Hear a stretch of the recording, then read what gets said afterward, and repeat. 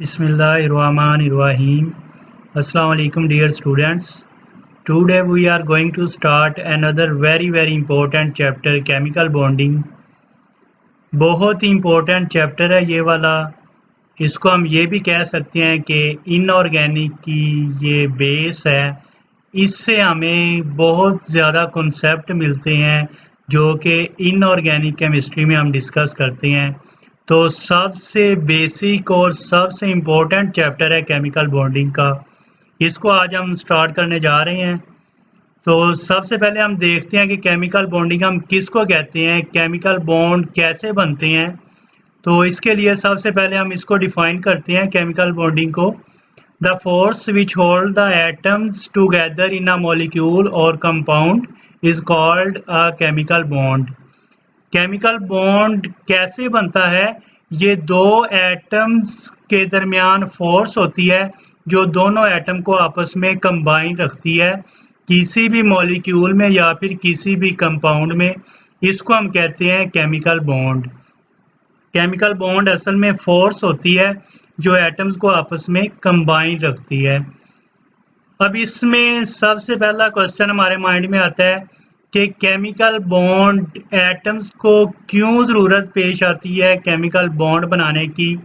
इसकी क्या रीज़न होगी कि एटम्स आपस में कंबाइन होते हैं. तो उसके लिए सबसे पहले इसकी रीज़न हम डिस्कस करते हैं. तो एटम्स आपस में कंबाइन होते हैं नोबल गैस की कॉन्फ़िगरेशन हासिल करने के लिए. कोई भी एटम होता है इसकी ये ख्वाहिश होती है कि उसके जो वैलेंस शेल के इलेक्ट्रॉन होते हैं जो या फिर उसकी इलेक्ट्रॉनिक कॉन्फ़िगरेशन है वो नोबल गैस जैसी होनी चाहिए. नोबल गैस जैसी क्यों होनी चाहिए? क्योंकि नोबल गैसेस स्टेबल फॉर्म में होती हैं, इनर्ट होती हैं, इनके वैलेंस शेल कंप्लीट होते हैं, किसी के साथ रिएक्ट नहीं करती, स्टेबल फॉर्म में होती हैं. तो हर एटम स्टेबिलिटी हासिल करने के लिए नोबल गैस जैसी इलेक्ट्रॉनिक कॉन्फ़िगरेशन हासिल करता है. उसके लिए फिर इलेक्ट्रॉन लूज़ करते हैं या फिर इलेक्ट्रॉन हासिल करते हैं या फिर इलेक्ट्रॉन शेयर करते हैं जिससे बॉन्डिंग होती है. उनको हम कहते हैं केमिकल बॉन्डिंग. अब सेकंड पे है ऑक्टेट रूल या फिर डुप्लेट रूल. इसको हम डबलेट रूल भी कहते हैं या डुप्लेट रूल भी कहते हैं. तो एटम्स आपस में कंबाइन किस वजह से होते हैं, केमिकल बॉन्ड क्यों बनाते हैं? नोबल गैस जैसी कॉन्फ़िगरेशन हासिल करने के लिए, स्टेबल बनने के लिए. स्टेबल कब होंगे? जब इनका ऑक्टेट रूल या फिर डुप्लेट या फिर डबलेट रूल इसका कंप्लीट होगा. पहले हम डिफाइन करते हैं कि ऑक्टेट रूल और डबलेट रूल हम किसको कहते हैं. ऑक्टेट रूल या फिर रूल ऑफ 8 इलेक्ट्रॉन भी हम इसको कह सकते हैं. तो ये किसी भी एटम की मैक्सिमम 8 इलेक्ट्रॉन इसके वैलेंस शेल में इंक्लूड होना या कैपेसिटी को हम कहते हैं octet rule. Tendency of atom to attain a maximum of 8 electron in the valence shell is known as octet rule. Octet rule 8 को ही ऑक्टेट हम कहते हैं. तो किसी भी एटम के जब वैलेंस शेल में मींस आखिरी शेल में 8 इलेक्ट्रॉन कंप्लीट होंगे या फिर ये कंप्लीट करने की कोशिश करेगा उसको हम कहेंगे ऑक्टेट रूल. सेकंड डुप्लेट या फिर डबलेट रूल. डबलेट हमें पता है कि हम 2 को कहते हैं. तो यहाँ पे अगर किसी भी एटम के वैलेंस शेल में 2 इलेक्ट्रॉन होंगे तो तब वो डुप्लेट या फिर डबलेट रूल को फॉलो करेगा.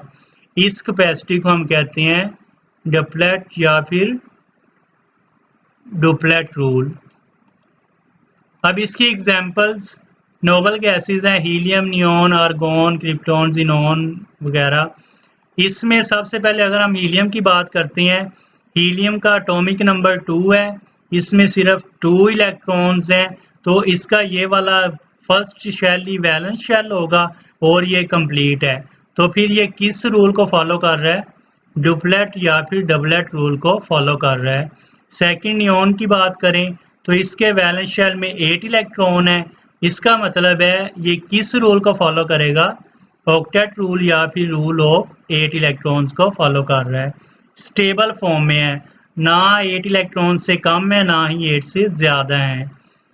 थर्ड पे आर्गोन, इसके वैलेंस शेल में भी 8 इलेक्ट्रॉन है, तो ये भी स्टेबल फॉर्म में है और इसके अलावा ऑक्टेट रूल को फॉलो कर रहा है।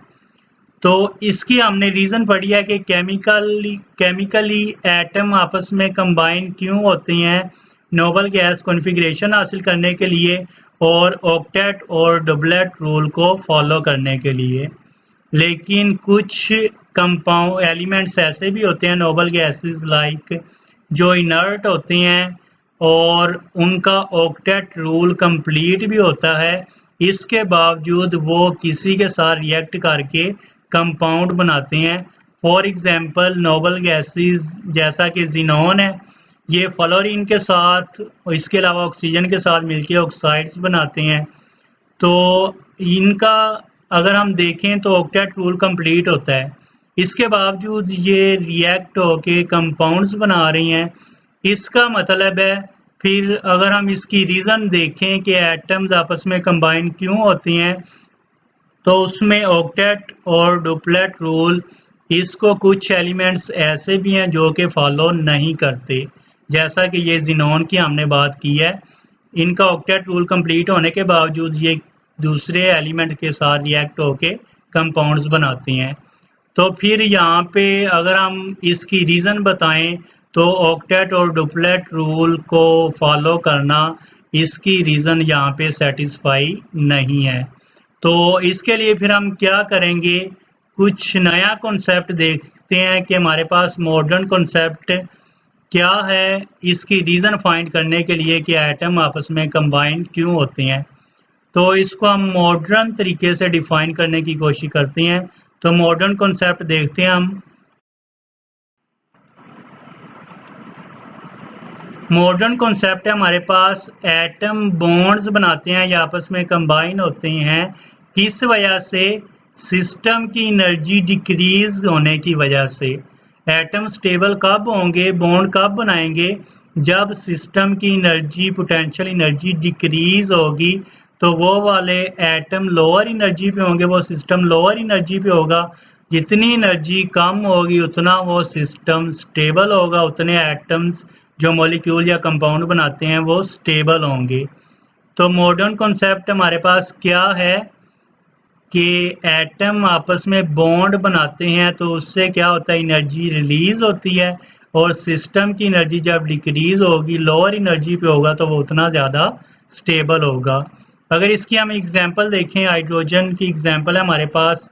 यहाँ पे दोनों हाइड्रोजन एक दूसरे से डिस्टेंस पे हैं। एक्स एक्सिस पे हमारे पास इंटरन्यूक्लियर डिस्टेंस है और वाई एक्सिस पे पोटेंशियल एनर्जी है। तो दोनों हाइड्रोजन एटम के दरमियान काफ़ी डिस्टेंस है यहाँ पे। जैसे जैसे ये दोनों एटम एक दूसरे के करीब आएंगे, वैसे वैसे सिस्टम की एनर्जी डिक्रीज होगी।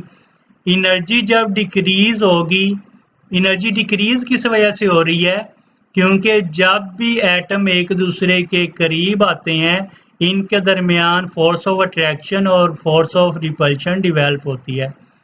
अब फोर्स ऑफ अट्रैक्शन की वजह से जब ये एक दूसरे के करीब आ रहे हैं, जैसे जैसे करीब आएंगे वैसे वैसे क्या होगा, एनर्जी इनकी रिलीज होगी। जब भी कोई बॉन्ड बनता है, एटम कंबाइन होते हैं, तो उसमें एनर्जी रिलीज होती है।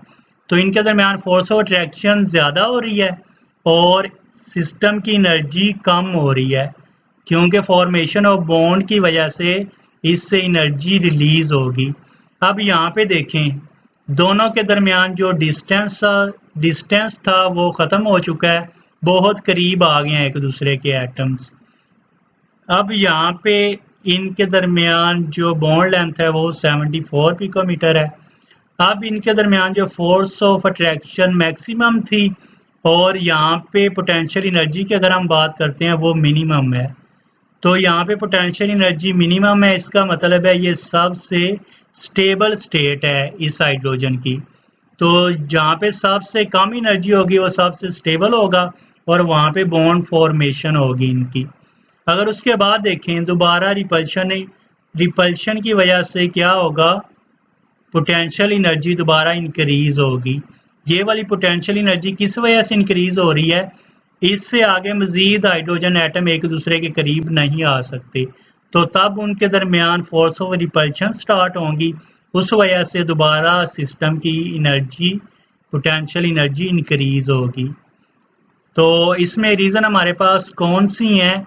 दोनों एटम डिस्टेंस पे हाइड्रोजन के जब एक दूसरे के करीब आएंगे तो तब फोर्स ऑफ अट्रैक्शन बढ़ेगी और इनके दरमियान फोर्स ऑफ अट्रैक्शन इंक्रीज होने की वजह से एनर्जी रिलीज होगी। मीन सिस्टम कम एनर्जी पे आता जाएगा। तो ये स्टेबिलिटी भी इनके दरमियान इंक्रीज हो रही है क्योंकि एनर्जी रिलीज होने की वजह से सिस्टम कम एनर्जी पे है। उसके बाद क्या होगा? जब सबसे कम एनर्जी है, जहाँ पे सबसे स्टेबल फॉर्म में हाइड्रोजन का मॉलिक्यूल, अगर इसमें दोबारा हम मज़ीद इन एटम को एक दूसरे के करीब लेके आते हैं तो तब क्या होगा? फोर्स ऑफ रिपल्शन स्टार्ट होंगी, उनकी वजह से दोबारा एनर्जी इंक्रीज होगी और ये वाला सिस्टम स्टेबिलिटी से अनस्टेबिलिटी की तरफ जाएगा।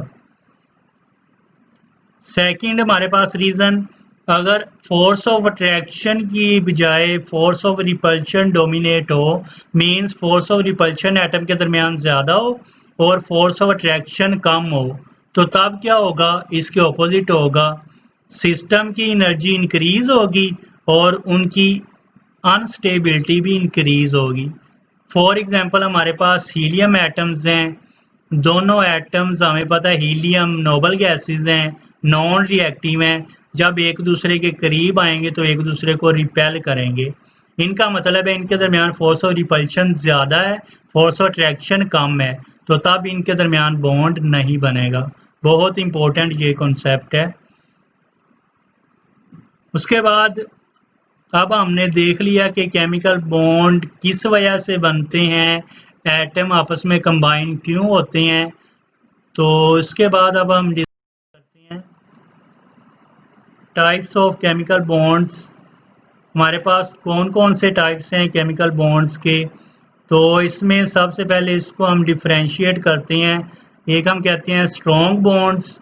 स्ट्रॉन्ग बॉन्ड्स का मतलब है जिन एटम्स के दरमियान फोर्स ऑफ अट्रैक्शन ज़्यादा होती हैं, अट्रैक्टिव फोर्सेस ज़्यादा होती हैं, स्ट्रॉन्ग होती हैं, उनको हम कहते हैं स्ट्रॉन्ग बॉन्ड्स। इनमें इलेक्ट्रोवैलेंट या फिर आयनिक बॉन्ड है जो सबसे स्ट्रॉन्ग होता है। उसके बाद कोवेलेंट बॉन्ड है, कोऑर्डिनेट कोवेलेंट बॉन्ड और मेटेलिक बॉन्ड। ये ऐसे इसके टाइप्स हैं जिनके दरमियान फोर्स ऑफ अट्रैक्शन स्ट्रॉन्ग होती हैं, इस वजह से इनको हम स्ट्रॉन्ग बॉन्ड्स भी कहते हैं। सेकंड, अगर हम वीक बॉन्ड्स की बात करें, इसका मतलब है ऐसे मॉलिक्यूल्स जिनके दरमियान अट्रैक्टिव फोर्सेस वीक होंगी उनके एटम के दरमियान, उनको हम कहेंगे वीक बॉन्ड्स। इसकी एग्जांपल हमारे पास वंडरवॉल्स इंटरेक्शन है और हाइड्रोजन बॉन्डिंग है। आगे वंडरवॉल इंटरेक्शन फर्दर डिवाइड हैं आयन डाइपोल इंटरेक्शन में। इसके अलावा dipole dipole interaction, ion induced dipole interaction, dipole induced dipole interaction, London dispersion forces, इसको हम इंस्टेंटेनियस डाइपोल और इंड्यूस्ड डाइपोल फोर्सेस भी कहते हैं, लंदन डिस्पर्शन फोर्सेस भी कहते हैं।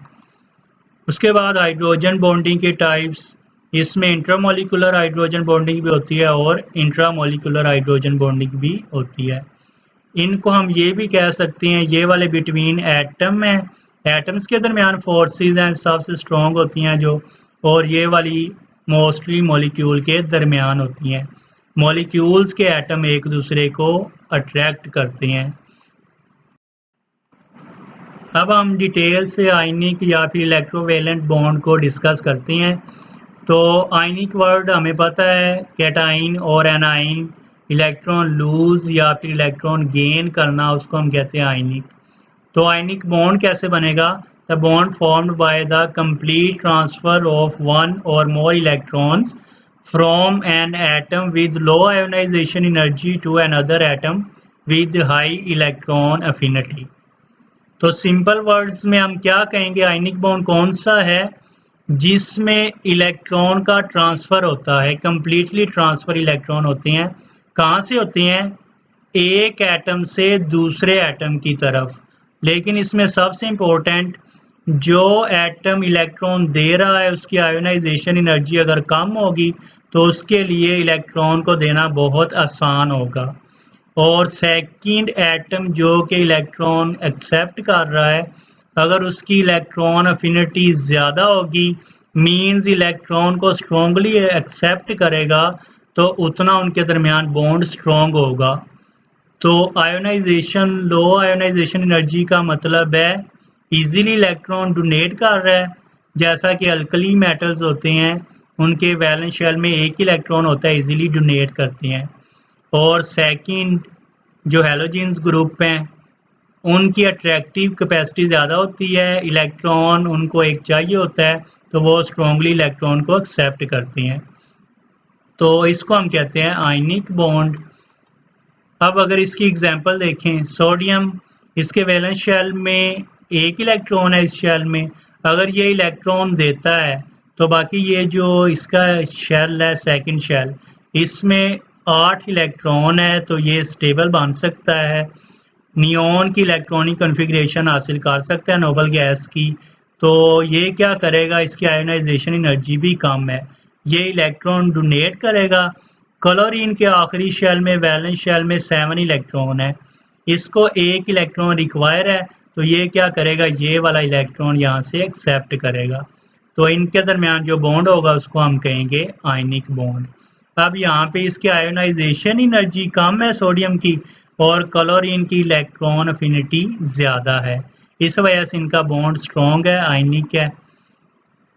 तो ये वाले मेटल्स होते हैं जो इजीली इलेक्ट्रॉन डोनेट करते हैं, और जो इलेक्ट्रॉन हासिल करते हैं उनको हम नॉन मेटल्स कहते हैं। तो आयनिक बॉन्ड हम ये भी कह सकते हैं मेटल और नॉन मेटल के दरमियान बनते हैं। उसके बाद इलेक्ट्रोपॉजिटिव एलिमेंट्स की डेफिनेशन है, the elements which have a tendency to lose one or more electrons are called electropositive elements. ऐसे एलिमेंट्स जिनकी कैपेसिटी होती है एक या एक से ज़्यादा इलेक्ट्रॉन लूज करने की, उनको हम कहते हैं इलेक्ट्रोपॉजिटिव एलिमेंट्स। जैसा कि अल्कली और alkaline earth metals, alkali metals के वैलेंस शेल में एक इलेक्ट्रॉन इजीली डोनेट करते हैं, तो ये इलेक्ट्रोपॉजिटिव एलिमेंट्स हैं। इसी तरह alkaline earth metals, valence shell में इनके 2 इलेक्ट्रॉन होते हैं, वो भी डोनेट कर सकते हैं, तो ये भी कौन से होंगे, इलेक्ट्रोपॉजिटिव एलिमेंट्स, इनको भी हम कह सकते हैं। इलेक्ट्रोनेगेटिव एलिमेंट्स इसके ऑपोजिट है, वो एलिमेंट्स जिनकी कैपेसिटी इलेक्ट्रॉन गेन करने की एक या फिर एक से ज़्यादा, उनको हम कहते हैं इलेक्ट्रोनेगेटिव एलिमेंट्स। इसमें हैलोजेंस, जैसा कि ये क्लोरीन है, इसके अलावा ऑक्सीजन, नाइट्रोजन, इनकी कैपेसिटी इलेक्ट्रॉन को एक्सेप्ट करने की ज़्यादा होती है, इस वजह से इनको हम इलेक्ट्रोनेगेटिव एलिमेंट्स भी कहते हैं। उसके बाद वर्ड है हमारे पास इलेक्ट्रोवैलेंसी। तो वैलेंसी का वर्ड आपने सुना होगा, वैलेंस से है, मींस वैलेंस शेल में कितने इलेक्ट्रॉन हैं। तो इलेक्ट्रोवैलेंसी आयनिक कंपाउंड के लिए हम ये वर्ड इलेक्ट्रो यूज़ कर रहे हैं। तो सबसे पहले इसको डिफाइन अगर हम करें, the combining capacity of an element in an ionic compound when an element form electrovalent bond, its valency is known as electrovalency. किसी भी एलिमेंट, कोई से भी एलिमेंट्स जो आपस में कंबाइन हो रहे हैं, कंबाइन होने के बाद आयनिक कंपाउंड बना रहे हैं, उनकी कंबाइन होने की कैपेसिटी को हम कहते हैं इलेक्ट्रोवैलेंसी। अब ये कंबाइनिंग कैपेसिटी का क्या मतलब है, जब एलिमेंट्स से कंपाउंड बनेंगे तो तब उसके ऊपर जो वैलेंसी होगी एलिमेंट्स के ऊपर, उनको हम कहेंगे electrovalency. For example, sodium chloride हमारे पास आयनिक कंपाउंड है। सोडियम क्लोराइड कैसे बनेगा, सोडियम और क्लोरीन, सोडियम आयन से और क्लोरीन आयन से। तो सोडियम के ऊपर +1 चार्ज है, सोडियम आयन बनेगा। क्लोराइड आयन कैसे बनते हैं, जब -1 चार्ज इसके ऊपर होगा। तो सोडियम क्या करता है, एक इलेक्ट्रॉन देता है, तो इसकी इलेक्ट्रोवैलेंसी क्या होगी, +1। क्लोरीन एक इलेक्ट्रॉन हासिल करता है, तो इसकी इलेक्ट्रोवैलेंसी क्या होगी, -1। अब यहाँ पे +1 है सोडियम की और -1 है क्लोरीन की, दोनों की 1 है, इस वजह से इसको हम मोनोवैलेंट एलिमेंट्स भी कह सकते हैं। दोनों की इलेक्ट्रोवैलेंसी 1 है, यहाँ पे +1 है, यहाँ पे माइनस, लेकिन है दोनों की 1, तो इनको हम मोनोवैलेंस एलिमेंट्स भी कह सकते हैं। सेकंड, कैल्शियम +2 इलेक्ट्रॉन लूज करते हैं, ट्रांसफ़र करते हैं और ऑक्सीजन 2 इलेक्ट्रॉन हासिल करता है। तो यहाँ पे इसकी इलेक्ट्रोवैलेंसी क्या होगी, +2 कैल्शियम की और ऑक्सीजन की -2। इनको हम डाईवैलेंट एलिमेंट्स कहेंगे। आगे जो 3 इलेक्ट्रॉन लूज करें या हासिल करें उनको हम ट्राईवैलेंट, इसी तरह ये इंक्रीज होता जाएगा। उसके बाद वेरिएबल इलेक्ट्रोवैलेंसी, वेरिएबल वर्ड हमें पता है, वेरिएबल हम कहते हैं चेंज होना। तो ऐसे एलिमेंट्स जिनकी वैलेंसी चेंज होती है उनको हम कहते हैं variable electrovalency. The phenomena in which elements show different values of electrovalency in different electrovalent compound is called variable electrovalency. ऐसे एलिमेंट्स जो एक से ज़्यादा कंपाउंड्स में डिफरेंट इलेक्ट्रोवैलेंसी शो करते हैं उनको हम कहते हैं वेरिएबल इलेक्ट्रोवैलेंसी। इसकी एग्जांपल में हमारे पास ये फेरस, फेरिक, कॉपरस, कॉपरिक, ये एग्जांपल्स हैं। सेम एलिमेंट है लेकिन इनकी इलेक्ट्रोवैलेंसी दोनों की डिफरेंट है। यहाँ पे +2 है और यहाँ पे +3 है। अब इसकी रीज़न हमारे पास क्या होगी उसको डिस्कस करते हैं। फर्स्ट रीज़न है unstable configuration of the core और सेकंड है इनर्ट इलेक्ट्रॉन पेयर इफेक्ट। इन दो रीज़न की वजह से एक एलिमेंट की डिफरेंट कंपाउंड में डिफरेंट वैलेंसी होती हैं। इसको हम डिस्कस करते हैं। सबसे पहले unstable configuration of the core. Core या फिर कर्नल हम किसको कहते हैं, outermost levels of some elements contain only 1 और 2 electrons. When these electrons are lost the remaining part is called core और कर्नल विच इज अनस्टेबल। इसको अगर हम एग्जाम्पल के ज़रिए समझें तो समझना बहुत आसान होगा। ये इसकी एग्जाम्पल है आयरन की। तो अगर इसका वैलेंस शेल हम देखें, ये वाला, इसमें 4s में 2 इलेक्ट्रॉन है। तो ये आयरन क्या करेगा, ये वाले 2 इलेक्ट्रॉन लूज़ करेगा। जैसे ये 2 इलेक्ट्रॉन लूज़ करेगा तो बाकी हमारे पास इसका ये वाला पार्ट है। यहाँ पे +2 चार्ज का मतलब है 2 इलेक्ट्रॉन इसने लूज़ कर दिए। तो ये वाला हमारे पास रिमेनिंग पार्ट है, इसको हम कहते हैं कोर या फिर कर्नल, और ये वाला अनस्टेबल होता है। अब ये अनस्टेबल क्यों है, ये वाला अगर हम d ऑर्बिटल देखें, यहाँ पे 6 इलेक्ट्रॉन है। तो हमें पता है जो हाफ फील्ड ऑर्बिटल होते हैं और कम्प्लीटली फील्ड ऑर्बिटल वो सबसे ज़्यादा स्टेबल होते हैं। तो इसको स्टेबल बनने के लिए d में मैक्सिमम इलेक्ट्रॉन 10 होते हैं।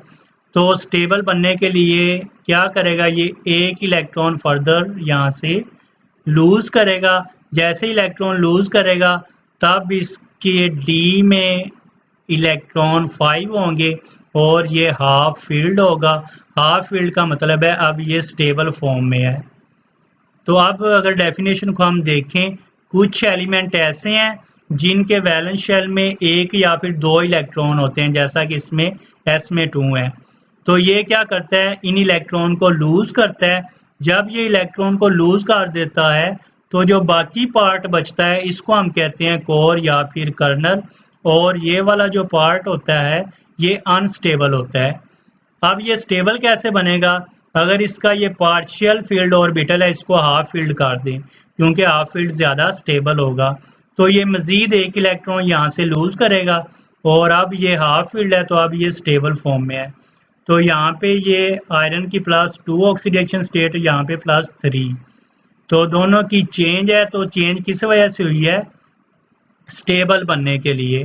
तो इस वजह से इनकी एक से ज़्यादा ऑक्सीडेशन स्टेट होती हैं, जिनको हम वेरिएबल इलेक्ट्रोवैलेंसी भी कहते हैं। अब सेकंड रीज़न हम देखते हैं, inert electron pair effect. Inert हमें पता है जो नॉन रिएक्टिव होते हैं, स्टेबल होते हैं, उनको हम इनर्ट कहते हैं। इलेक्ट्रॉन पेयर, जो इनर्ट इलेक्ट्रॉन पेयर होगा वो स्टेबल होगा, नॉन रिएक्टिव होगा। तो इसको भी अभी हम डेफिनेशन को डिफाइन करने से पहले हम एग्जाम्पल के ज़रिए इसको समझते हैं। ये हमारे पास लेड की एग्जाम्पल है, ये इसका न्यूक्लियस है। तो यहाँ पे दरमियान में F और D ऑर्बिटल हैं इसके, तो ये वाला S ऑर्बिटल है और यहाँ पे F और D ऑर्बिटल हैं दरमियान में। तो यहाँ पे अगर हम देखें इसकी इलेक्ट्रॉनिक कॉन्फ़िगरेशन, फॉर एग्जांपल हमारे पास ये थैलियम है, इसकी इलेक्ट्रॉनिक कॉन्फ़िगरेशन 4F में 14 है, D में 10 इलेक्ट्रॉन, 6S में 2 है और 6P में 1 इलेक्ट्रॉन है। अब यहाँ पे F इसका कम्प्लीटली फील्ड है, इनर ऑर्बिटल, इनर शेल, और D भी कम्प्लीटली फील्ड है, S भी कम्प्लीटली फील्ड है, P में 1 इलेक्ट्रॉन है। तो अगर हम लेड की बात करते हैं, यहाँ पे लेड ये ग्रुप नंबर 13 है, तो इसके वैलेंस शेल में 3 इलेक्ट्रॉन होते हैं। इस वजह से इनका ऑक्सीडेशन स्टेट होगा या फिर ऑक्सीडेशन नंबर वो +3 और इसका भी +3 है, लेकिन इसके साथ ये +1 भी शो करते हैं। इसकी रीज़न अब हमने डिस्कस करनी है, +1 किस वजह से शो करते हैं। ये ग्रुप नंबर 14 है, इसके वैलेंस शेल में 4 इलेक्ट्रॉन, इस वजह से इसकी वैलेंसी भी 4 है, लेकिन इसके साथ 2 भी है। ये किस वजह से, इसको भी हम डिस्कस करते हैं। ये 15 है ग्रुप नंबर, उस लिहाज से इसकी वैलेंसी 5 है, इसकी भी बिस्मत की भी 5 है, तो इसके साथ इसकी 3 भी है। ये किस वजह से, इसको हम डिस्कस करते हैं। तो यहाँ पे अगर हम देखें ये वाला F और D ऑर्बिटल, ये दरमियान में F और D ऑर्बिटल है और ये वाला S ऑर्बिटल है। तो S ऑर्बिटल की अगर हम बात करते हैं तो ये वाला एंड पे है। तो यहाँ पे न्यूक्लियस की वैसे तो अट्रैक्शन S ऑर्बिटल के इलेक्ट्रॉन पे कम होनी चाहिए, लेकिन इसकी रीज़न क्या होती है, ये दरमियान वाले जो F और D ऑर्बिटल होते हैं, इनकी जो स्ट्रक्चर होती है डिफ्यूज होती है काफ़ी, इस वजह से इनका पुअर शील्डिंग इफेक्ट होता है। मींस शील्डिंग इफेक्ट बहुत कम होता है। शील्ड करना हम किसको कहते हैं, दरमियान में स्क्रीन करना या शील्ड करना इलेक्ट्रॉन को, मींस न्यूक्लियस की आखिरी इलेक्ट्रॉन पे अट्रैक्शन को कम करना। लेकिन जब F और D ऑर्बिटल का पुअर शील्डिंग इफेक्ट है, इसका मतलब है न्यूक्लियस इजीली S ऑर्बिटल के इलेक्ट्रॉन को अपनी तरफ अट्रैक्ट करेगा। जब इलेक्ट्रॉन पेयर को अपनी तरफ अट्रैक्ट करेगा तो इस इलेक्ट्रॉन पेयर को निकालना बहुत मुश्किल होगा। तो इस वजह से फिर S में से इलेक्ट्रॉन नहीं निकलेंगे, बल्कि P में से सिर्फ इलेक्ट्रॉन निकलेगा। तो यहाँ पे अगर थैलियम की हम बात कर रहे हैं तो P में से 1 इलेक्ट्रॉन अगर निकलेगा तो तब उसका ऑक्सीडेशन नंबर +1 है, लेकिन +3 कब आएगा, जब इसमें से ये 2 इलेक्ट्रॉन भी निकाले जाएं, लेकिन इनको निकालना बहुत बहुत मुश्किल है। तो इस वजह से फिर क्या होता है, दोनों में अगर हम स्टेबिलिटी की बात करें तो दोनों में से कौन सी ऑक्सीडेशन स्टेट स्टेबल होगी, तो +1 स्टेबल है, क्योंकि P में से इलेक्ट्रॉन 1 निकालना आसान है, और +3 ये वाले बाकी 2 इलेक्ट्रॉन निकालना मुश्किल है। किस वजह से, क्योंकि F और D ऑर्बिटल का शील्डिंग इफेक्ट कम है और न्यूक्लियस की इलेक्ट्रॉन पेयर पे अट्रैक्शन ज़्यादा होगी, इन इलेक्ट्रॉन पेयर को निकालना मुश्किल होगा। तो अब इसको अगर डिफाइन को हम समझें कि कुछ एलिमेंट्स के Np के जो इलेक्ट्रॉन होते हैं वो लूज़ करते हैं और Ns के ऑर्बिटल लूज़ नहीं करते, Ns ऑर्बिटल के इलेक्ट्रॉन लूज़ नहीं करते। किस वजह से, क्योंकि स्टेबिलिटी की वजह से इनर्ट होते हैं। तो इस इफ़ेक्ट को हम कहते हैं इनर्ट इलेक्ट्रॉन पेयर इफ़ेक्ट। अगर हम लेड की बात करते हैं, यहाँ पे 14 ग्रुप में है, 3 के नीचे लेड है, तो लेड के P ऑर्बिटल में 2 इलेक्ट्रॉन होंगे, तो ये 2 इलेक्ट्रॉन इजीली लूज कर सकता है, तब इसका ऑक्सीडेशन नंबर क्या होगा, +2। इसकी वैलेंसी क्या होगी, +2 होगी। इसका मतलब है अगर इसमें से फर्दर ये भी हम 2 इलेक्ट्रॉन लूज करवाएं तो तब +4 होगी, लेकिन इन 2 इलेक्ट्रॉन को लूज करवाना मुश्किल है, तो इस वजह से लेड +2 ज़्यादा स्टेबल होगा। तो अगर हम क्वेश्चन यहाँ से क्लियर करें कि लेड के साथ Cl2 है और यहाँ पे लेड के साथ Cl4 एटम्स हैं, तो दोनों में से स्टेबल कौन सा होगा, Cl2, इसका मतलब है यहाँ पे लेड पे +2 चार्ज होगा, तो ये ज़्यादा स्टेबल होगा। इसकी रीज़न को अभी हमने डिस्कस किया है। तो इसी तरह बाकी एलिमेंट्स की भी रीज़न यही सेम है। यहाँ पे इंडियम +1 ज़्यादा स्टेबल है, यहाँ पे टिन +2 ज़्यादा स्टेबल है, यहाँ पे एंटीमनी +3 ज़्यादा स्टेबल है, बिस्मथ भी +3 ज़्यादा स्टेबल होगा। अब यहाँ पे इनके कुछ करैक्टरिस्टिक्स हैं आयनिक कंपाउंड के। फर्स्ट वन फिजिकल स्टेट, तो ये क्रिस्टलाइन सॉलिड होते हैं रूम टेम्परेचर पे और क्रिस्टल लेटेस स्ट्रक्चर बनाते हैं। क्रिस्टल लेटेस हम किसको कहते हैं, इस तरह के काफ़ी क्यूब आपस में मिलके स्मॉल जो यूनिट सेल होते हैं आपस में मिलके बड़ा ब्लॉक बनाते हैं, जिसको हम क्रिस्टल लेटेस कहते हैं। तो इसको हम डिफाइन भी कर सकते हैं, array of points representing atoms, ions or molecule of a crystal ranged at different sites in 3-dimensional space। तो ये जो पॉइंट्स हैं, एटम्स हैं या आइंस हैं, इनको रेगुलरली अरेंज किया गया है, इनको हम कहते हैं क्रिस्टल लेटेस। और इसमें जो स्मॉलेस्ट पार्ट होगा मीन सिंगल क्यूब होगा, उसको हम कहेंगे यूनिट सेल। और बाकी ये जो एक्सिस इसके होते हैं और डायमेंशन होती हैं alpha beta gamma, X axis Y axis Z axis, इनको हम क्रिस्टल लेटेस की या फिर सॉलिड की डायमेंशन भी कहते हैं, डायमेंशनल पॉइंट्स भी कहते हैं। इसके अलावा मेल्टिंग और बॉइलिंग पॉइंट, तो हीट ऑफ फ्यूजन और वेपोराइजेशन, इनको वेपर्स में कन्वर्ट करना भी मुश्किल है, मेल्ट करना भी मुश्किल है। इसका मतलब है मेल्टिंग और बॉइलिंग पॉइंट इसके हाई हैं। सेकंड, कंडक्टेंस की अगर हम बात करते हैं, तो वैसे तो सॉलिड फॉर्म में ये इलेक्ट्रिसिटी कंडक्ट नहीं कर सकते, लेकिन अगर इसको हम सॉल्यूशन फॉर्म में या मोल्टन फॉर्म में लेके आते हैं, तब ये कंडक्टेंस इलेक्ट्रिसिटी को कंडक्ट कर सकते हैं या फिर कंडक्टेंस प्रोड्यूस कर सकते हैं। फॉर एग्जांपल सोडियम क्लोराइड वैसे तो सॉलिड फॉर्म में इलेक्ट्रिसिटी कंडक्ट नहीं करेगा, लेकिन अगर इसको हम वाटर में डिज़ोल्व करेंगे तो तब ये आयोनाइज होगा और इलेक्ट्रिक करंट प्रोड्यूस करेगा। इसके अलावा ब्रिटलनेस हम कहते हैं अगर एक्सटर्नल फोर्स अप्लाई करते हैं सॉलिड स्ट्रक्चर के ऊपर, तो यहाँ पे वैसे जो आयनिक कंपाउंड होते हैं ऑपोजिट चार्ज के ज़रिए आपस में अटैच होते हैं, स्ट्रॉन्गली आपस में फोर्स ऑफ अट्रैक्शन के हिसाब से स्ट्रॉन्ग होती है। तो जब स्ट्रेस अप्लाई करेंगे यहाँ पे, तो ये लेयर नीचे आ जाएगी, तो सेम चार्जेस एक दूसरे के सामने आ जाएंगे। इससे क्या होगा, डीफॉर्मेशन होगी और ये क्रिस्टल क्रैक करेगा। इसको हम कहते हैं ब्रिटलनेस। तो ये वाले आयनिक कंपाउंड ब्रिटलनेस प्रॉपर्टी भी शो करते हैं। इसके अलावा अगर हम सोलुबिलिटी की बात करते हैं, तो like dissolve, like ionic compound polar solvent में लाइक वाटर में डिज़ोल्व होते हैं, क्योंकि वाटर का डाइलेक्ट्रिक कांस्टेंट ज़्यादा होता है, इस वजह से आयनिक कंपाउंड वाटर में डिज़ोल्व। इसके अलावा आइसोमॉर्फिज्म की अगर हम बात करें, ये भी फिनोमेना शो करते हैं। आइसोमॉर्फिज्म हम कहते हैं ऐसा फिनोमेना जिसमें different substance same crystalline form में एग्जिस्ट करते हैं, उनको हम कहते हैं आइसोमॉर्फिज्म।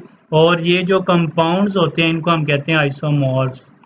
इसकी एग्जांपल में sodium chloride, sodium bromide, magnesium oxide, इनकी क्यूबिक स्ट्रक्चर होती है और इनकी एटॉमिक रेशियो भी सभी की सेम है 1/1।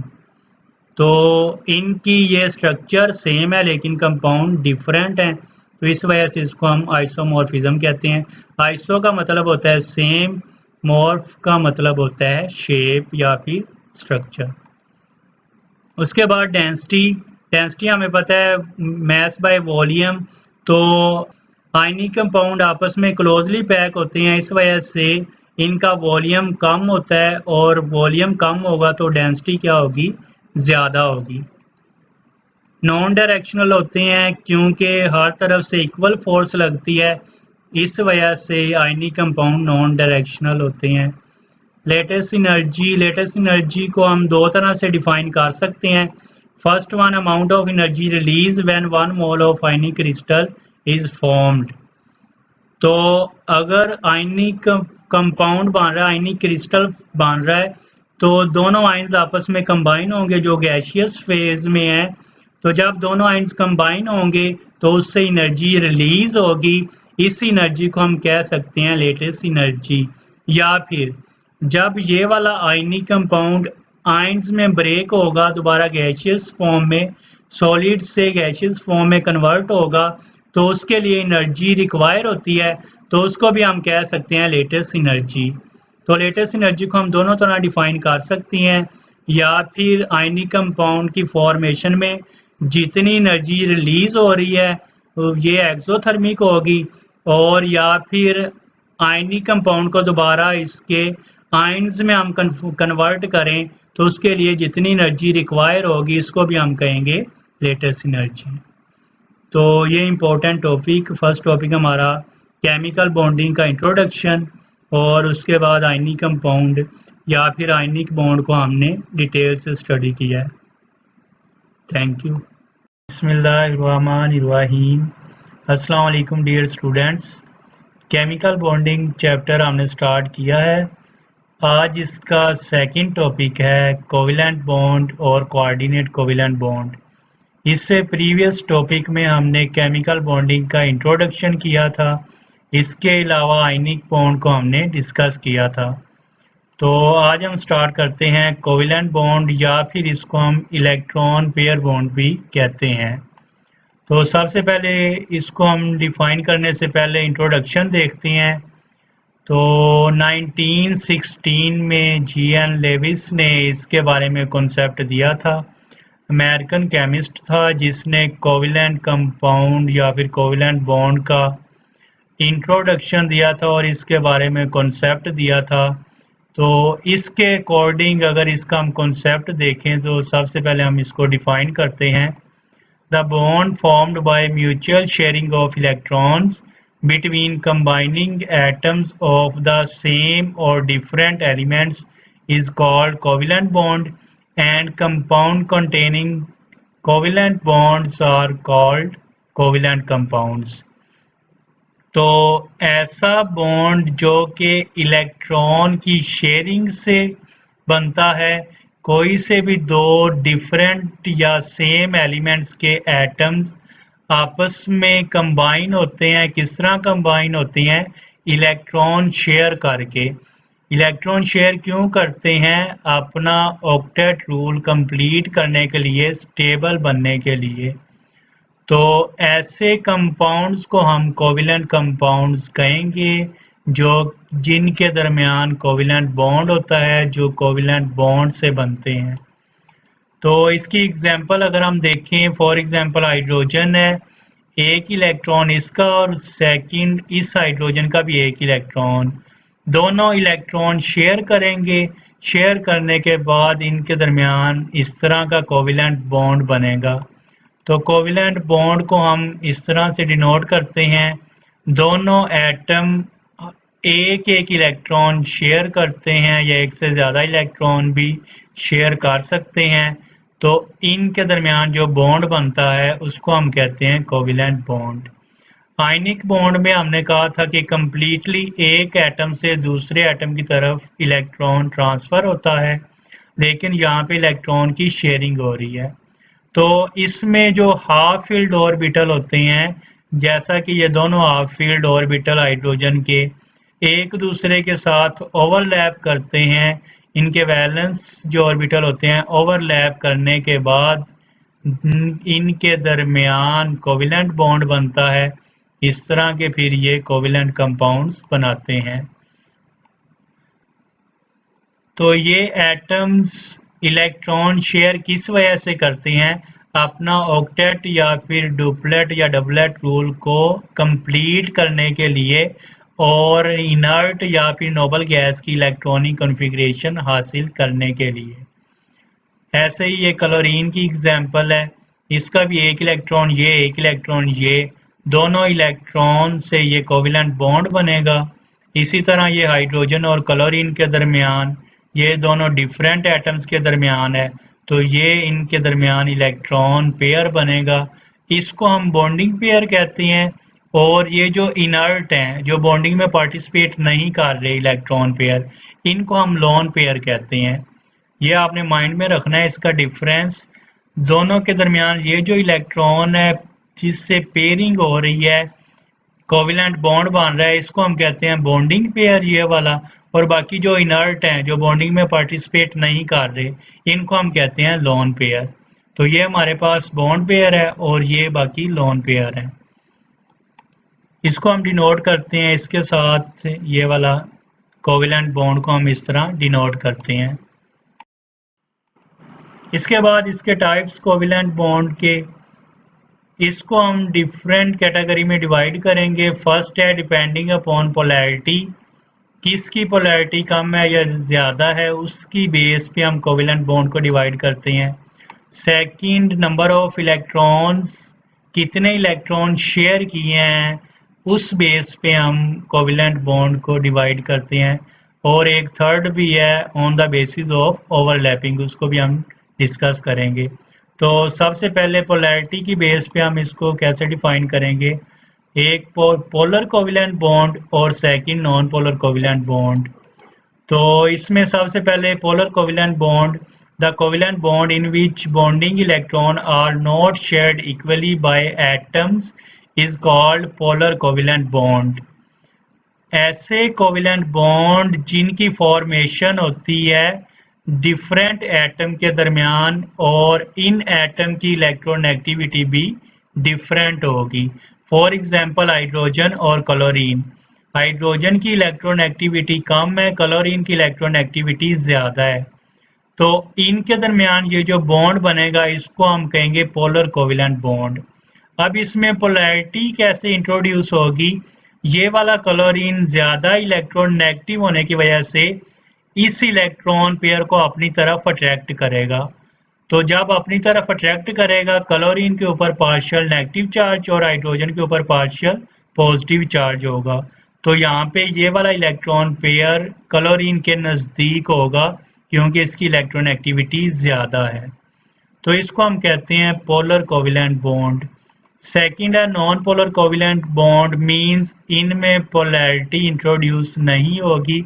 पोलैरिटी किस वजह से नहीं है, क्योंकि यहाँ पे इलेक्ट्रॉन एक्टिविटी का डिफरेंस नहीं है।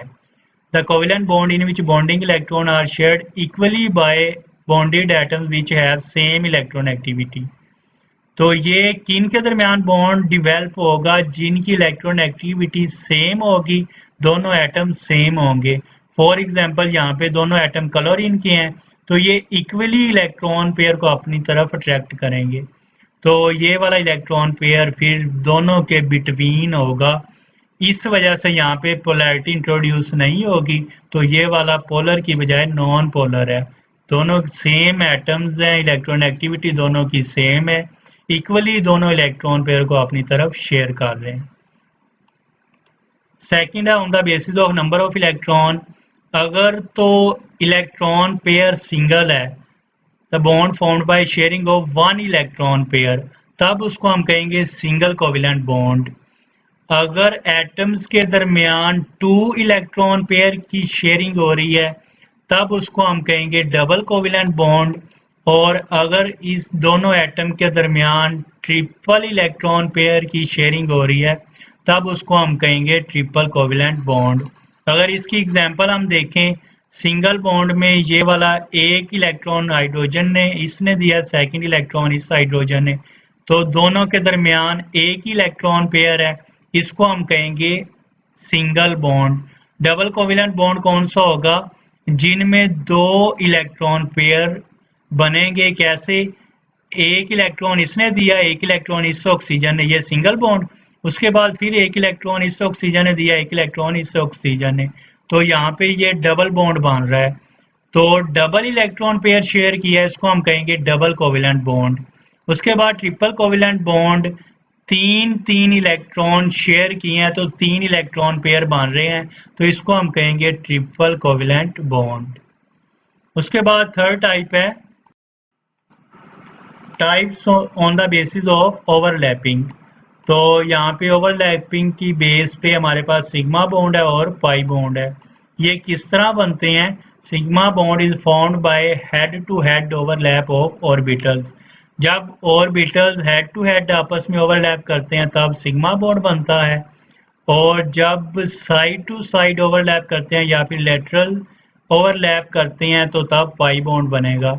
इसकी एग्जांपल देखें, यहाँ यहाँ पे देखें दोनों s ऑर्बिटल हैं, दोनों सेम ऑर्बिटल हैं और हेड टू हेड ओवरलैप कर रहे हैं, तो इसको हम कहेंगे, ये वाला जो एरिया है हेड टू हेड ओवरलैप का, इसको हम कहेंगे सिग्मा बॉन्ड। सेकंड, अगर दोनों ऑर्बिटल डिफरेंट हैं, ये s ऑर्बिटल है और ये वाला p ऑर्बिटल है, ये भी हेड टू हेड ओवरलैप कर रहे हैं, तो इसको हम sp ओवरलैपिंग कहेंगे और ये भी सिग्मा बॉन्ड बना रहे हैं।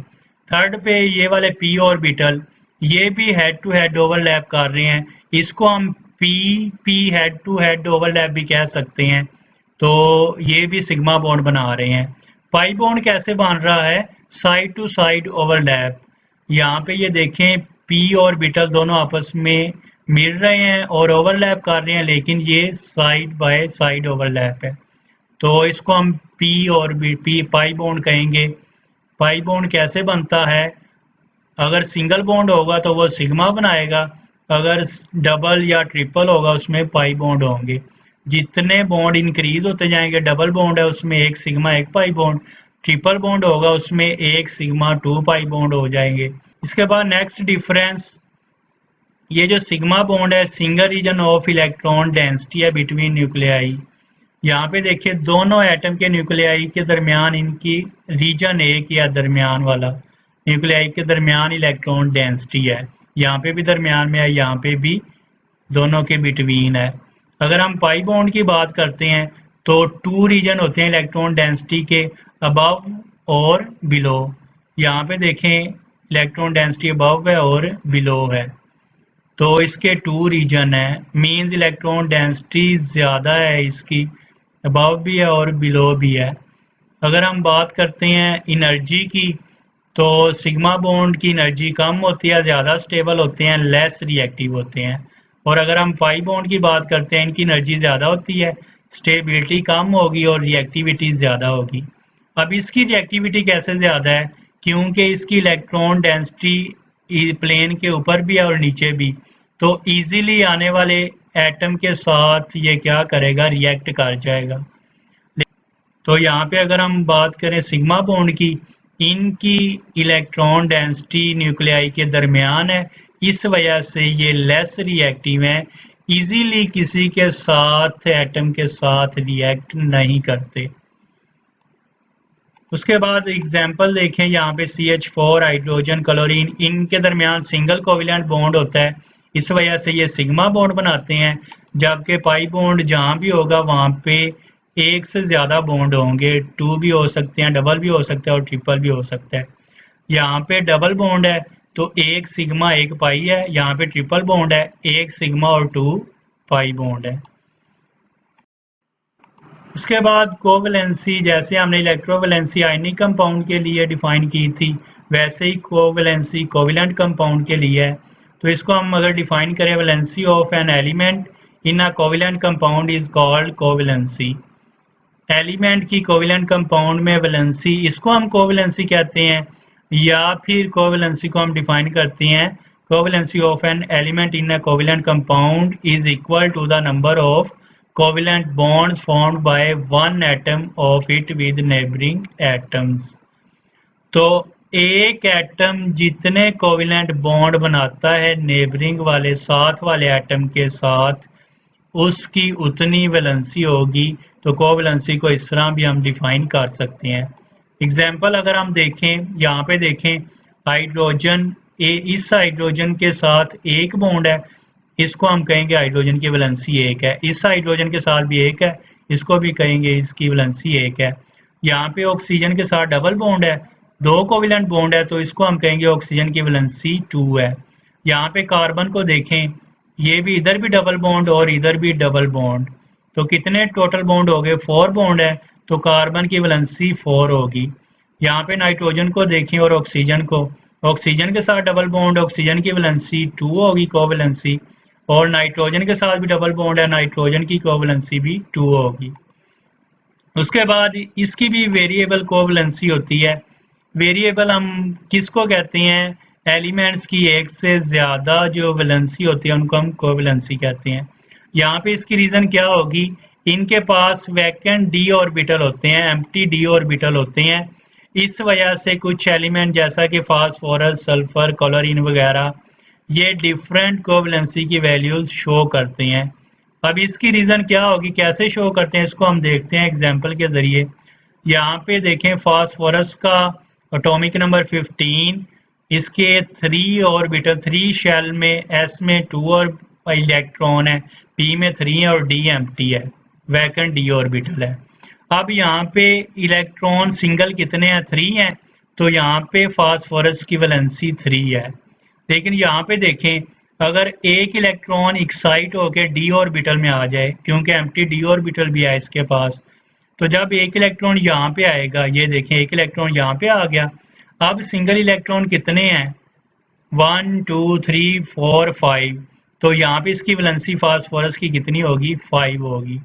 तो यहाँ पे 3 सिंगल इलेक्ट्रॉन है, 3 वैलेंसी है, यहाँ पे कितने हो गए हैं? 5। तो यहाँ पे फास्फोरस की वैलेंसी 5 है। इसका मतलब है फास्फोरस की वैलेंसी 3 भी होती है और 5 भी। इस वजह से vacant D orbital, empty D orbital होने की वजह से इलेक्ट्रॉन की एक्साइटेशन होती है, तो ये डिफरेंट वैलेंसी शो करती हैं। सेकंड एग्जांपल देखें सल्फर की, तो यहाँ पे देखें सल्फर 16 है एटॉमिक नंबर, यहाँ पे 2 इलेक्ट्रॉन, यहाँ पे भी 2 है इलेक्ट्रॉन पेयर, यहाँ पे सिंगल इलेक्ट्रॉन। तो यहाँ पे सल्फर की वैलेंसी कितनी होगी? 2 है, क्योंकि 2 इलेक्ट्रॉन अनपेयर्ड हैं, सिंगल इलेक्ट्रॉन है। एक बॉन्ड ये बनाएगा, एक बॉन्ड ये बनाएगा इलेक्ट्रॉन शेयरिंग के साथ। तो यहाँ पे सल्फर की वैलेंसी कितनी है? 2। लेकिन आगे डी ऑर्बिटल भी है एम्प्टी, तो यहाँ से अगर एक इलेक्ट्रॉन यहाँ पे आ जाए एक्साइट होके, तो ये देखें एक इलेक्ट्रॉन यहाँ पे आ रहा है, अब सल्फर की वैलेंसी कितनी है? 4। इसी तरह अब हमारे पास ये भी एक इलेक्ट्रॉन है जो कि एक्साइटेशन में जाके, एक्साइटेड स्टेट में जाके इधर आ सकता है। तो ये इलेक्ट्रॉन भी जब यहाँ पे आ जाए, तो तब सिंगल इलेक्ट्रॉन अब कितने हैं? 2 4 6। तो यहाँ पे सल्फर की वैलेंसी कितनी है? 6। तो सल्फर की वैलेंसी कितनी है? यहाँ पे 2, यहाँ पे 4 और यहाँ पे 6। जितने अनपेयर्ड इलेक्ट्रॉन सिंगल इलेक्ट्रॉन है उतनी इसकी वैलेंसी होती है। तो सल्फर की वैलेंसी 2 भी हो सकती है, 4 भी हो सकती है और 6 भी हो सकती है। ठीक है, तो एम्प्टी डी ऑर्बिटल होने की वजह से इसकी वैलेंसी भी चेंज होती रहती है। इसी वजह से इसको हम वेरिएबल कोवैलेंसी भी कहते हैं। उसके बाद कोऑर्डिनेट कोवेलेंट बॉन्ड या फिर इसको हम डेटिव बॉन्ड भी कहते हैं। इसको डिफाइन करें, covalent bond which is formed by sharing of 2 electron both of which are provided entirely by one of the linked atom or ions is called coordinate covalent bond। Covalent bond में हमने पढ़ा electron की sharing होती है दोनों atom की तरफ से, लेकिन कोऑर्डिनेट कोवेलेंट बॉन्ड में क्या होता है? एक एटम दोनों इलेक्ट्रॉन देता है और दूसरा इलेक्ट्रॉन दोनों इलेक्ट्रॉन हासिल करता है। मींस एक एटम डोनर है और दूसरा एक्सेप्टर है। तो यहाँ पे एग्जांपल देखें, नाइट्रोजन के पास इलेक्ट्रॉन पेयर है, तो ये इलेक्ट्रॉन पेयर यहाँ पे ब्रोमीन के पास इलेक्ट्रॉन की डेफिशिएंसी है, सॉरी ब्रोमीन नहीं बोरॉन है ये वाला।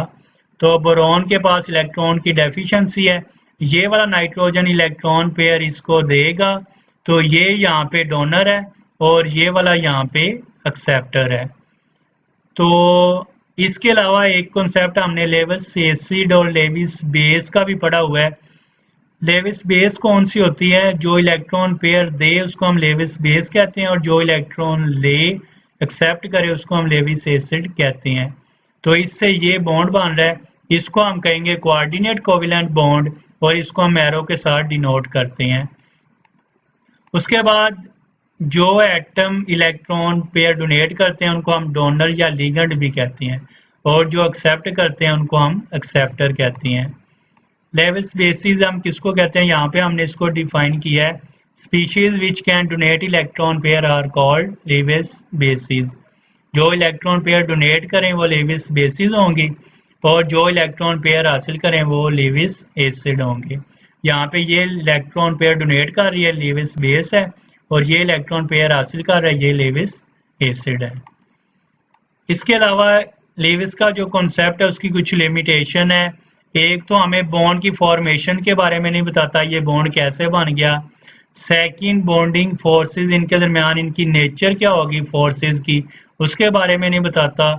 इसके अलावा shapes, bond energy, bond length और मॉलिक्यूल की बॉन्ड एनर्जी और बॉन्ड लेंथ के बारे में भी हमें नहीं बताता। इसके बाद अगर इसके की बात करें हम, तो दोनों को डिस्कस करते हैं। अगर हम कोवेलेंट कंपाउंड की बात करें, इनकी फिजिकल स्टेट जो डिस्क्रीट मॉलिक्यूल होते हैं, छोटे मॉलिक्यूल, स्मॉल मॉलिक्यूल्स का जो ग्रुप होता है, जिनके दरमियान फोर्सेस वीक होती हैं, मॉलिक्यूलर फोर्सेस वीक होती हैं, वो गैस फॉर्म में भी होते हैं, लिक्विड फॉर्म में, या फिर सॉफ्ट सॉलिड फॉर्म में होते हैं। कोऑर्डिनेट कोवेलेंट बॉन्ड भी गैस फॉर्म में, लिक्विड फॉर्म में और सॉलिड फॉर्म में होते हैं। इसके अलावा मेल्टिंग और बॉइलिंग पॉइंट की अगर हम बात करें, तो कोवेलेंट कंपाउंड्स के मेल्टिंग पॉइंट कम होते हैं आयनिक कंपाउंड की निस्बत, लेकिन इसमें एक्सेप्शन है। जो जॉइंट मॉलिक्यूल्स होते हैं, बहुत बड़े मॉलिक्यूल काफ़ी एटम से मिलकर बनते हैं, जैसा कि डायमंड वगैरह ये। इसके अलावा ये स्ट्रक्चर डायमंड की बहुत हार्ड होती है, इनकी स्ट्रक्चर हार्ड होने की वजह से भी इनके मेल्टिंग और बॉइलिंग पॉइंट ज़्यादा हैं। इसी तरह हम इसकी बात करें, अगर कोऑर्डिनेट कोवेलेंट कंपाउंड के मेल्टिंग और बॉइलिंग पॉइंट, तो इनके मेल्टिंग और boiling point pure ionic compound से कम होंगे और कोवेलेंट कंपाउंड से ज़्यादा होंगे, क्योंकि कोऑर्डिनेट कोवेलेंट बॉन्ड में भी पोलैरिटी होती है और ये आयनिक और कोवेलेंट के बिटवीन होते हैं। इस वजह से मेल्टिंग और बॉइलिंग पॉइंट भी इनके आयनिक कंपाउंड से कम होंगे लेकिन कोवेलेंट कंपाउंड से ज़्यादा होंगे। कंडक्टिविटी की अगर बात करें, तो ये जो बड़े मॉलिक्यूल हैं, जॉइंट मॉलिक्यूल, ये बैड कंडक्टर होते हैं इलेक्ट्रिसिटी के, हार्ड मॉलिक्यूल्स हैं, लेकिन जिनकी लेयर होती हैं, लेट्सिस वगैरह होते हैं, जैसा कि ग्रेफाइट है, उनमें फ्री इलेक्ट्रॉन होते हैं। इस वजह से ये इलेक्ट्रिसिटी प्रोड्यूस कर सकते हैं, गुड कंडक्टर होते हैं। लेकिन ये वाले कोऑर्डिनेट क्या होते हैं, नॉन आयनिक होते हैं, इस वजह से ये इलेक्ट्रिक करंट प्रोड्यूस नहीं करते। उसके बाद अगर हम सोलुबिलिटी की बात करते हैं, तो कोवेलेंट जो कंपाउंड्स हैं, कोवेलेंट सॉलिड्स हैं, वो नॉन पोलर में डिसॉल्व होते हैं, लाइक डिसॉल्व लाइक की बेस पे, जैसा कि CCl4 बेंजीन वगैरह में। लेकिन अल्कोहल और अमाइंस ये वाले वाटर में सोलुबल हैं। किस वजह से ये सोलुबल है? हाइड्रोजन बॉन्डिंग की वजह से। ठीक है, कुछ कोवेलेंट कंपाउंड जो कि पोलर सॉल्वेंट में भी सोलुबल हैं, किस वजह से सोलुबल हैं? हाइड्रोजन बॉन्डिंग की वजह से। तो इनकी बात करें, अगर कोऑर्डिनेट कोवेलेंट कंपाउंड्स ये वाले इनसोलुबल हैं, पोलर सॉल्वेंट जैसा कि वाटर में इनसोलुबल हैं, लेकिन नॉन पोलर सॉल्वेंट में ये सोलुबल हैं। मॉलिक्यूलर रिएक्शन की अगर हम बात करें, तो इनके आयनिक की निस्बत स्लो रिएक्शन होते हैं, क्योंकि फ्रीली आयन्स इसमें मूव नहीं करते। इसके अलावा स्ट्रॉन्ग इलेक्ट्रिकल फोर्सेस इसमें एब्सेंट होती हैं। अगर हम कोऑर्डिनेट कोवेलेंट कंपाउंड के मॉलिक्यूलर रिएक्शन की बात करें, तो इनके जो लेबाइल कॉम्प्लेक्सेस होते हैं, जो अनस्टेबल होते हैं, उनके रिएक्शन रैपिड होते हैं, लेकिन जो इनर्ट कॉम्प्लेक्स होते हैं, जिनको हम स्टेबल भी कहते हैं, उनकी रिएक्टिविटी कम होती है। उसके बाद आइसोमरिज्म, दोनों फिनोमेना शो करते हैं, कोवेलेंट कंपाउंड भी और कोऑर्डिनेट कोवेलेंट कंपाउंड भी। आइसोमरिज्म हम किसको कहते हैं? Two or more compound having same molecular formula but different structural formula and properties are said to be isomers, और इस फिनोमेना को हम कहेंगे आइसोमरिज्म। तो ये वाले एक दूसरे के आइसोमर्स हैं। इनका अगर हम मॉलिक्यूलर फार्मूला देखें, सेम है, कार्बन 4 और हाइड्रोजन 10, लेकिन स्ट्रक्चर सभी की डिफरेंट है। ये N-ब्यूटेन है, इसमें भी कार्बन 4 हाइड्रोजन 10 है। ये आइसोब्यूटेन है, इसमें भी कार्बन 4 हाइड्रोजन 10 है। और इसके अलावा ये साइक्लोब्यूटेन है, इसमें भी कार्बन 4 हाइड्रोजन 10। तीनों की स्ट्रक्चर डिफरेंट हैं लेकिन मॉलिक्यूलर फार्मूला सेम है, तो इसको ही हम आइसोमेरिज्म कहते हैं। तो ये इसके कुछ कैरेक्टरिस्टिक्स हैं हमारे पास कोवेलेंट कंपाउंड्स और कोऑर्डिनेट कोवेलेंट कंपाउंड्स के। तो इसमें से अगर कोई क्वेश्चन है कमेंट्स में आप पूछ सकते हैं। Thank you.